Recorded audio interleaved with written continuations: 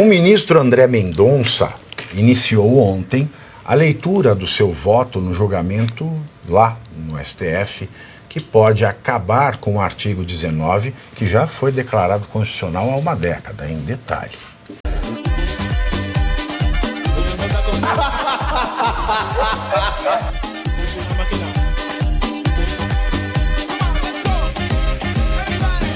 O ministro André Mendonça iniciou ontem a leitura do seu voto no julgamento lá no STF, que pode acabar com o artigo 19, que já foi declarado constitucional há uma década, em detalhe, do Marco Civil da Internet de 2014, que assegura a liberdade de expressão nas redes sociais ao prever que as plataformas sejam punidas por conteúdo postado por usuários apenas se esses comentários forem julgados criminosos ou liminarmente potencialmente danosos e mediante ordem judicial.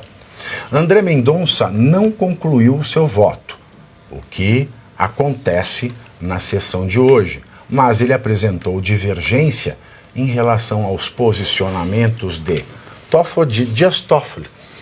Agora fala, o que é o posicionamento de Toffoli para mim? Sujeito que não tem saber nenhum. Se o Lewandowski não tinha notável saber, e me desconfia se ele tinha saber, o Toffoli eu tenho certeza que não sabe nada.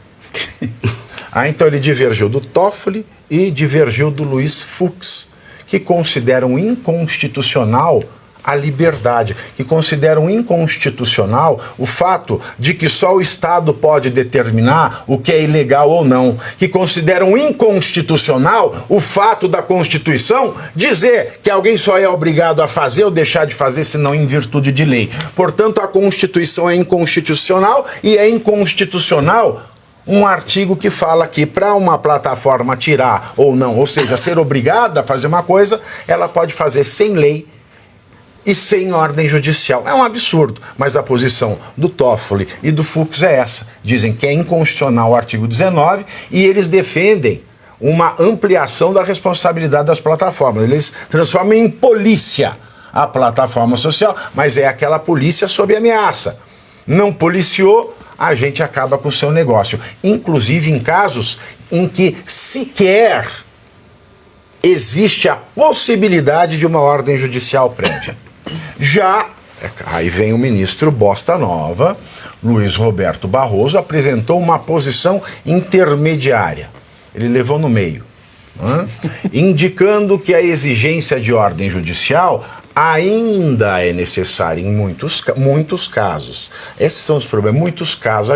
O que não está em muito? Isso aí é pior do que sim e não, é o talvez. O talvez ferra a vida do sujeito, especialmente em situações em que envolvam liberdade de expressão, como críticas ou ofensas. Em seu voto na sessão de ontem, André Mendonça afirmou que a verdadeira tolerância defende pessoas, ainda que expressem ideias idiotas ou inaceitáveis. É isso mesmo. E que essas ideias devem ser atacadas, não as pessoas. Vamos acompanhar o trecho da leitura do voto do excelentíssimo senhor ministro André Mendonça. No Brasil, é lícito duvidar da existência de Deus, de que o homem foi à lua e também das instituições. A partir do momento em que um povo é proibido de até mesmo desconfiar, ou é obrigado a acreditar, instaura-se o ambiente perfeito para subjugá-lo pela sua impotência. Digo eu, sob outro enfoque, ainda em razão da dimensão democrática acima referida, não se pode olvidar que, mais do que um direito individual, a liberdade de expressão tem uma dimensão coletiva, tendo em vista que a sua conservação aproveita não apenas a pessoa individualmente considerada, mas toda a sociedade, que tem, pelo canal da livre manifestação de ideias e pensamentos, assegurado o acesso à informação. Nesse sentido, apontam as considerações. Ao comentário dos senhores. Aliás, eu tenho lido muito aqui no chat, viu, Eros, que você devia ser senador junto com o Cleitinho lá em Minas, hein?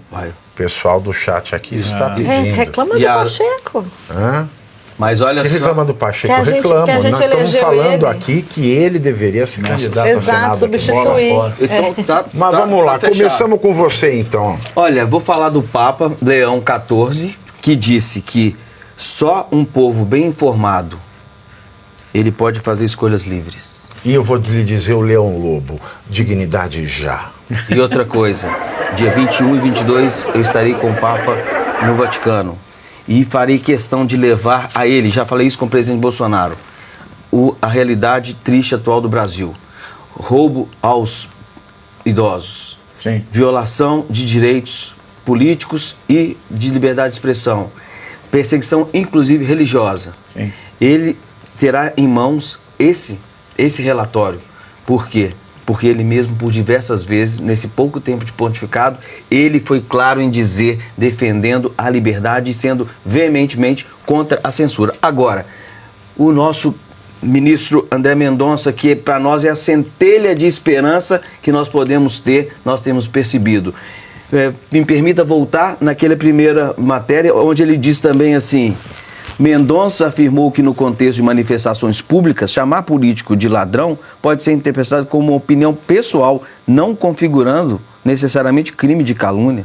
Ele argumentou isso. Mas Isso é o direito. Ele foi o único que teve coragem de dizer o que o direito é. Exatamente, para dizer que dentro do próprio STF há esse debate e até esse embate. Enfim, nós temos que lutar ainda por aquele resto de esperança de um Brasil livre para realmente termos liberdade de expressão. Não podemos abrir mão. Sim. Bolsonaro fala, mais do que a vida, liberdade. Porque quem perde a liberdade, perde o sentido até da vida. Exatamente. Não vale a pena uma vida sem liberdade, não é? E esse voto do ministro André Mendonça é um voto histórico. É importante a gente entender que no contexto que nós temos hoje da Suprema Corte, totalmente enviesado para uma corrente política, para defender interesses de determinado grupo e claramente visando uma regulamentação, uma restrição das redes sociais para inibir a liberdade de expressão dos brasileiros. Esse voto, ele será histórico para que as pessoas saibam no futuro o que estava acontecendo. Por isso um voto tão extenso que ele está lendo desde ontem e possivelmente deve ser uma peça de leitura jurídica muito importante para ser lida e vai ficar aí nos registros, que é o que ele pode fazer nesse momento. Agora, a preocupação é grande sim, porque, como nós já dissemos ontem, se as plataformas forem ser punidas por conteúdos que elas não retiraram preventivamente da internet, elas vão pecar pelo excesso, elas vão começar a retirar tudo que tiver o mínimo de possibilidade de ser considerado um atentado violento, uma fake news, uma desinformação, mas na visão do grupo dominante hoje no Brasil. Então eles vão começar a retirar tudo. E isso vai ser uma catástrofe para a população brasileira e não é coincidência o tempo que isso está acontecendo, porque nós estamos praticamente a um ano das próximas eleições. Sim. Então eles já estão manipulando o processo eleitoral como fizeram em 2022, que torna o processo eleitoral caracterizado por nulidades, não em função da urna, como o Pavinato sempre fala aqui, mas em função dos procedimentos ilegais e imorais que são adotados no decorrer do processo eleitoral. E você aí já está preparado para ter todos os argumentos para dizer que Marx não foi um cara legal, para dizer que o comunismo não é um lugar para diversidade, para desmontar essa grande fake news histórica da esquerda, que é repetida por nossos professores de história, de geografia, de sociologia, que é repetida nas universidades, que é repetida nos livros.